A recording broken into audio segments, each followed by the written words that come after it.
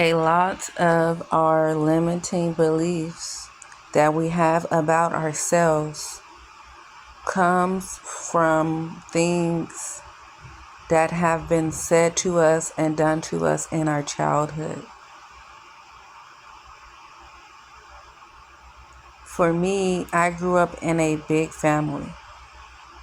I had 11 siblings, 12 of us total, 7 girls and 4 boys. And I was number 8 in birth order, so I was kind of in the middle, the oldest of the youngest, if that makes any sense. You know, if you grew up in a family, you know, where you're the little kids, all right? So I was the oldest of the little kids. And I never really felt like I gotten enough attention. It's merely impossible when you have 12 children to really pay attention to them. But now that I'm at a point in my life where I look back and I reflect on some of the decisions I've made as an adult, I had to really come down to the root of the problem.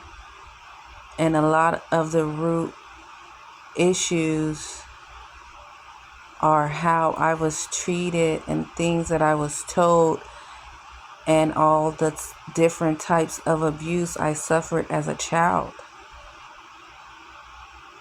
And verbal abuse being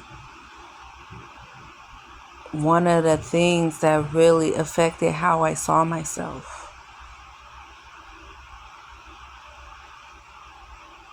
All right, I always believed that I wasn't good enough,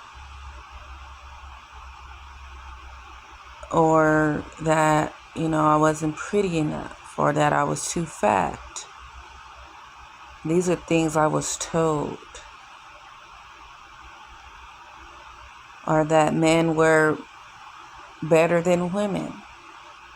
These are things that I experienced in my childhood, so I was programmed in a way to believe these things about myself.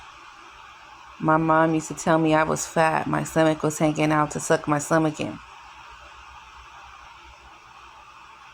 And that no man wants a fat girl walking around with a big stomach or something like that, right? So I always believed I wasn't good enough or I wasn't beautiful enough. You know, she would tell me I was stupid all the time. I was stupid, I was dumb. So I started to believe I was stupid or that I was dumb. I never tried in school because I thought I was stupid. And really, when you're a kid, you depend on your parents, on your family for survival. And back in our generation, these new generation kids, I don't know, they're totally different than us. But we didn't question adults. I never questioned whether or not she was right. But it was something I dealt with all of my life, and not just from my mother, but from my entire family. All of my siblings treated me in such that way. So I was the black sheep and scapegoated. I was blamed for a lot of things that I didn't do. Blamed for everything.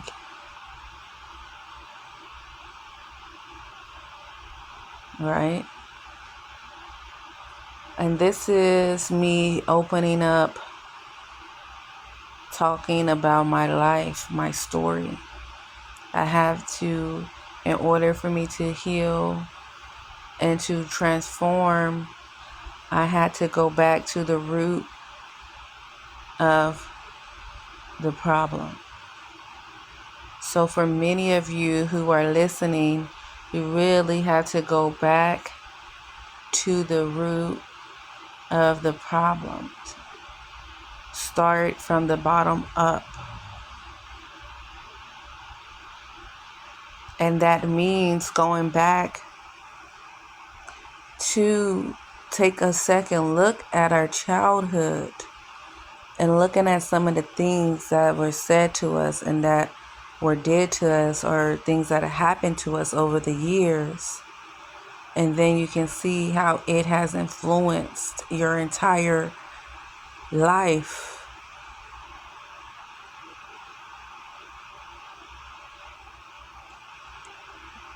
Going back to our childhood and healing our inner child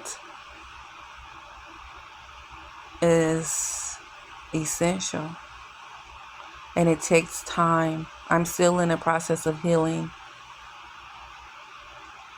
from a lot of things that happened to me as a child. But I just wanted to share this with you guys, that those feelings of not being enough or not being worthy or not loving yourself comes from things that has happened in childhood.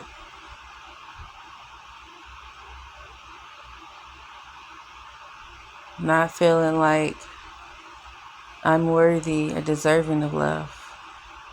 And I've always believed I had unconditional love. Now, don't get me wrong, my mom had 12 kids, so we were taken care of. We always had food on our table, a roof over our head, clothes on our back. But that's just one aspect of being taken care of. I had to realize that even though my necessities were met, those needs were nurtured. My emotional needs were not nurtured. And I learned to survive in my environment. And a lot of us, that's all we're doing in childhood is surviving. Right? Because we're children, we slowly depend on our parents or our guardians to take care of us. So we don't question. So this was something to these limiting beliefs, this programming of my mindset. This was instilled in me all of my life, and it wasn't just something my mother instilled in me, but it was also something that my sisters and brothers projected onto me also. This is obviously learned behavior on their behalf. They learned how to treat me based on the way my mother treated me.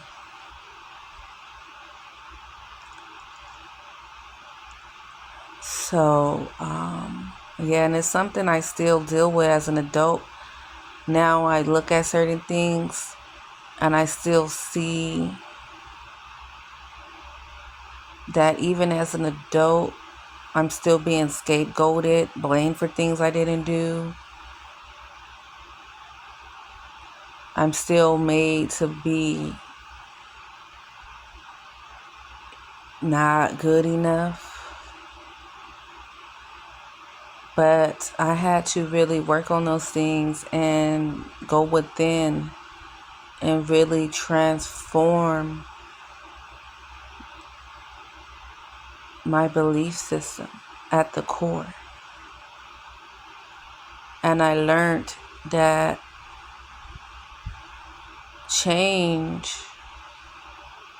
I made a video about change.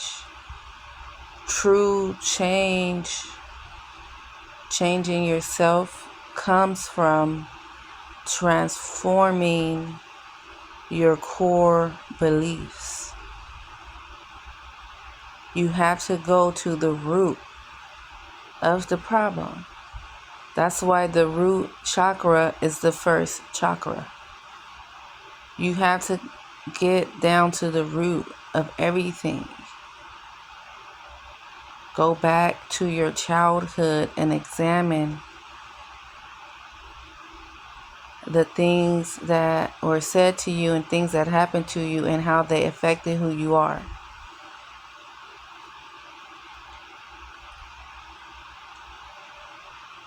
there is so many things that I am meant to share with the world. And I'm going to start speaking about my life, telling my story. Because even as a child, I was prevented too from speaking a lot. I was always told, be quiet. Or I was one of those kids that was hitting the mouth all the time for talking, or saying, oh, you have a smart mouth. And really, it wasn't that I had a smart mouth. It's that people don't like to hear the truth. And being a truth teller,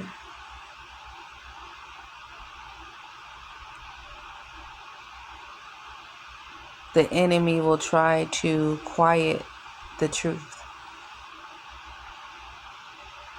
So even though I'm here and I have this channel and I'm meant to speak, that too is something that I'm overcoming, because I never believed in a million years that I was good enough to have my own platform. Or I never believed in a million years that I had talent and skills to be able to speak. And this, I share this with you, but this may mean something different for you. My story may resonate with you in different ways. There might have been different things said to you that made you devalue yourself. There may have been things that happened to you that are different from me, so you have to try to fit the story where it fits in your life and how you can reflect upon your own life. But for me, I had to do a lot of writing, a lot of journaling through this. Really looking at it took time, really looking at